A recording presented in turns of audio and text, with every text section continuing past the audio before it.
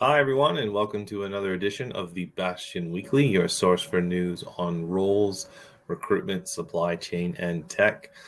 I've got a couple of new exciting projects actually kicking off in this week. Few new opportunities signed up, a couple roles I wanted to mention. So the first one is we've got a Southeast Asia managing director position based out of Singapore. Ideally, we're looking for someone from a contract logistics background, specifically from a cold chain background as well. So the company is a new logistics service provider with some sustainability technology that will provide net zero emissions around their cold chain contract logistics facilities. So it's an exciting opportunity to help grow a heavily invested business across Southeast Asia.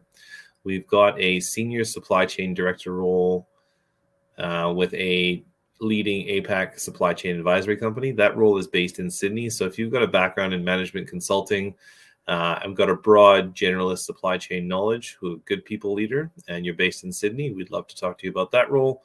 We've got a senior project manager / program director role, specifically within construction or automation, based in Malaysia. So this is also for a management consulting company. If you are based in KL or JB or Johor Bahru, the project is in JB in the south of Malaysia, but ideally the role is based in KL, where the office is.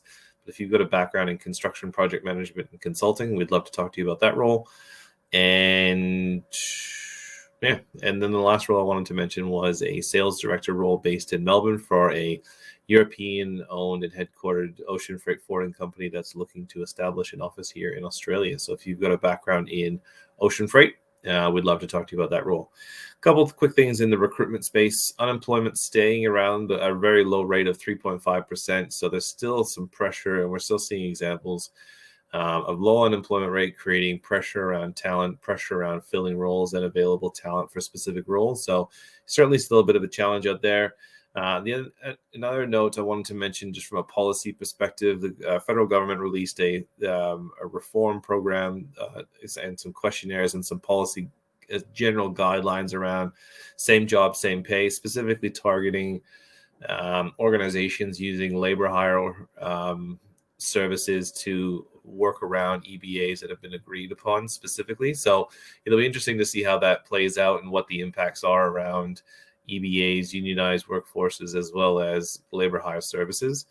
Just a couple quick notes on the supply chain and tech space. Apple committed to 100% recycled cobalt in their batteries by 2025. I raised this just because I thought it was a unique example of sustainability creeping more and more into supply chain services and supply chain operations.